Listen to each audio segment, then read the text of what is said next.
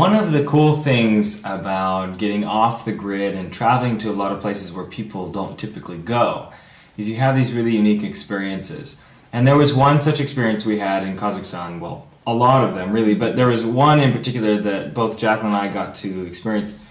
I even took some students on a separate trip to this place. And what is this place? It was this castle that this Kazakh man had been building by hand from river rock. And he had been building this for something like a little over 20 years, or about 20 years or so. Ever since the Soviet Union fell, he had been building this castle. It was sort of a retaliation. He had been a criminal in the past before the Soviet Union fell, and then when Kazakhstan was a free nation, he went to get his passport and they wouldn't let him get it because he had been a criminal. He had to serve time and he didn't want to do that, so he just went off into the mountains up near a river and just built this amazing castle.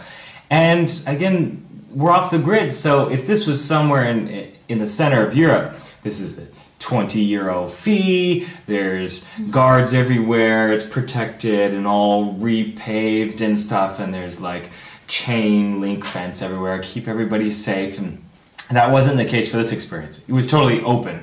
It was, and he really had done a great job at the entryway. It was just this huge, majestic entryway. The top had some of the battlements even, and he had separate rooms built in the castle. We got to go across the river there and kind of walk around. One time I took students there, and he was there actually. Sometimes he wasn't there, and sometimes he was there.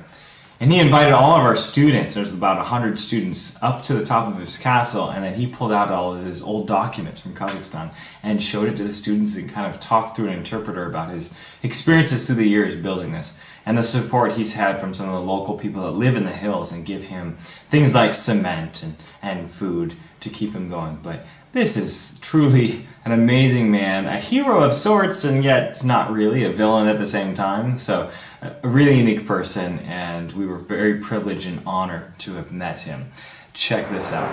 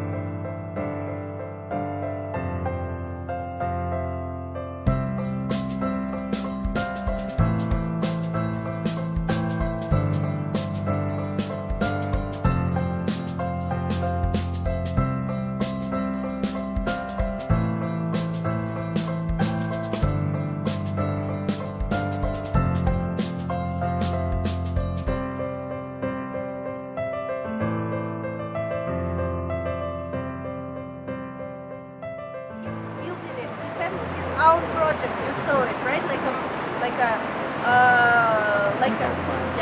plant. Right now, he's kind of afraid of this stone because he sees that it's pretty slippery. Right? It looks pretty slippery. He thinks that he keeps doing it. Yeah. He keeps doing it, and that's what he. And everything what he does from his passion.